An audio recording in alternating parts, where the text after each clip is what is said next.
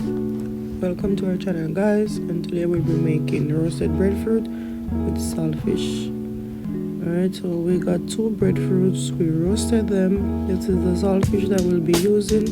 Bring it to a boil, and then we're gonna pick it up and we're gonna put it back on the fire. As for your carrots, you can cut them in whatever size and length you want. This is the length and size that we'll be using in this video. Moving along, we're cutting our sweet peppers. These are the length and the size that we'd like to use.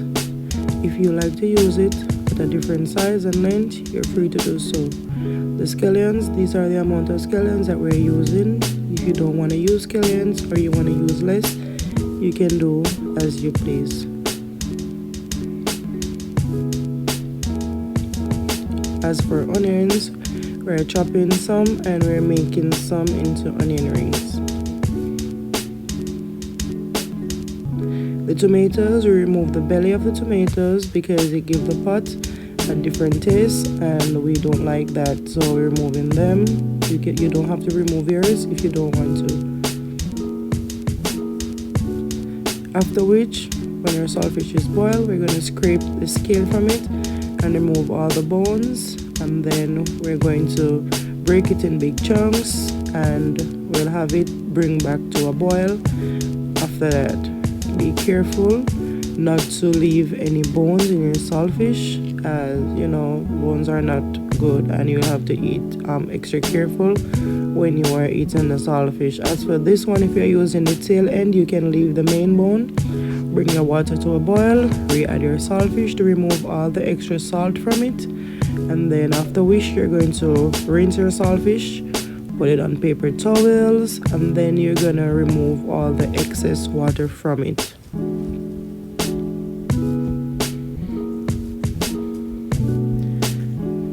Get the pot that you want to use, add the amount of oil that you wish to use to fry your saltfish, after which we're adding crushed pepper to our pot. And this is just to season our oil. Next, we're adding some ground pimento. We're crushing the pimentos, adding them to the oil, after which we remove some of the flakes of cam. Yes, because you don't want it to stick to it. We're using body season and we coat both sides, add it to the oil and fry it until golden brown on each side.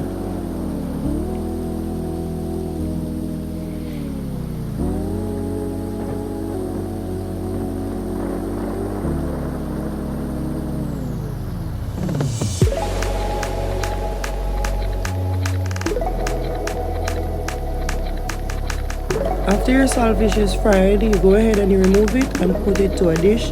You don't have to use any paper towel because you'll be putting back your saltfish in the pot and you'll be cooking them down, so you don't need to use any extra paper towel.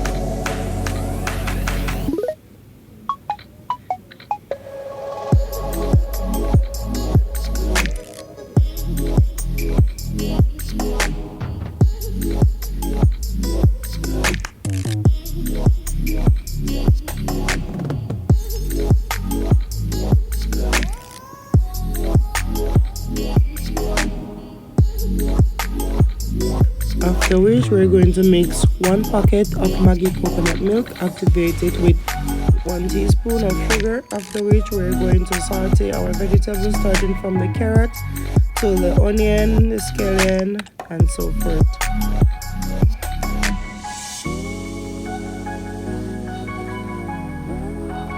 Moving on, we're going to add our fried saltfish on top of our sauteed vegetables. And we're doing that, mixing our coconut milk. Make sure you don't put too much water because you want it to have like a thick paste, and slowly add it over your saltfish to make sure that everything is well covered. You can go ahead and use a spoon and scoop up the sauce from the pot, and make sure that everything is well soaked up nicely in the sauce. After which we're adding our Sazan tropical season.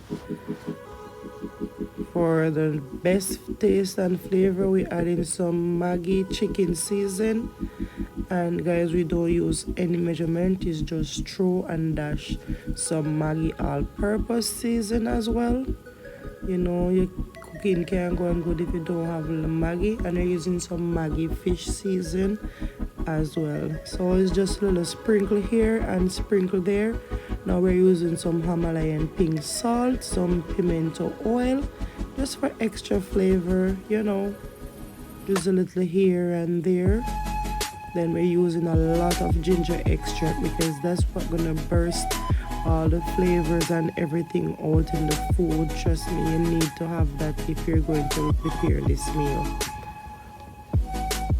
So you turn your stove down to low and have it cooked slowly, especially the coconut milk. You don't want to have your fire too high because you don't want your sauce to boil out or to dry out too fast.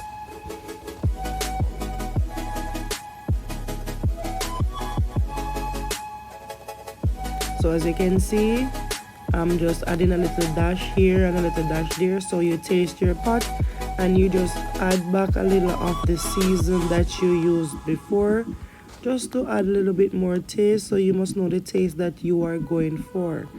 All right, make sure it's tasting, you know, yeah.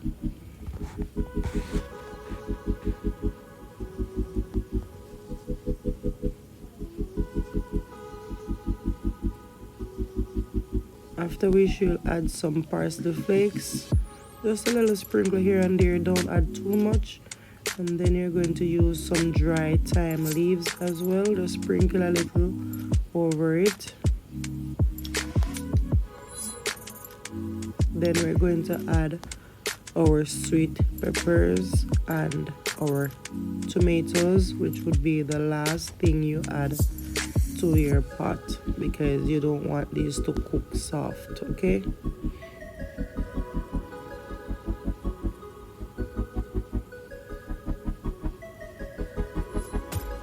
So remember, at this point we're gonna add a little more water to it, and then we're going to cover it and allow it to simmer.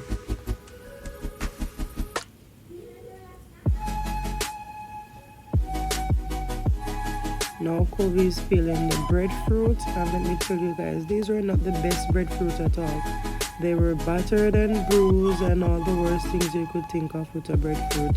You know, when getting breadfruit, ensure that the ones you're getting, they're not dropped breadfruits. Breadfruit should be picked, and you know, so you would have a smoother process when you peel them after you roast them. And we just found out that okay, the breadfruits could have wet, so next time we're gonna try the wet method. But we're not used to wetting breadfruit, you know, we just pick breadfruit, roast it and slice it, and the slices are usually perfect. So it's the first time encountering something like this, so every day you learn something new. So the next time we're doing breadfruit, we'll be sure to wet it first to see the outcome of it. All right, so remove the heart from the breadfruit, and then you slice them in the desired size that you want.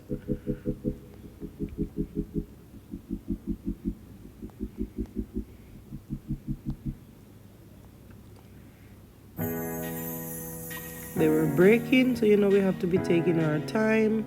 Some of them couldn't cut, you know, but hey, we're not eating them whole.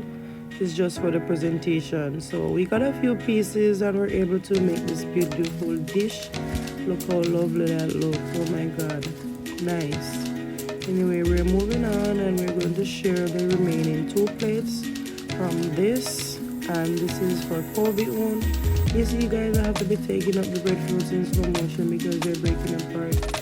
So nevertheless, we made it through, and you know, the meal was delicious regardless of the breadfruit. But hey, we enjoyed it. I think you guys will love this once you tried it just the way that I told you. You should have a nice, beautiful plate, well tasty breadfruit and saltfish. Alright, so you can just continue watching the sharing of the food. As you can see in the back, we have a pot filled with pumpkin that is boiled, so we're going to make pumpkin juice, alright, at a later time. sometime later today. Alright, so guys, remember to like, comment, share, subscribe, and you can just tell us what you'd like us to cook next time. Alright, see you guys in our next video. Thank you for watching. Bye.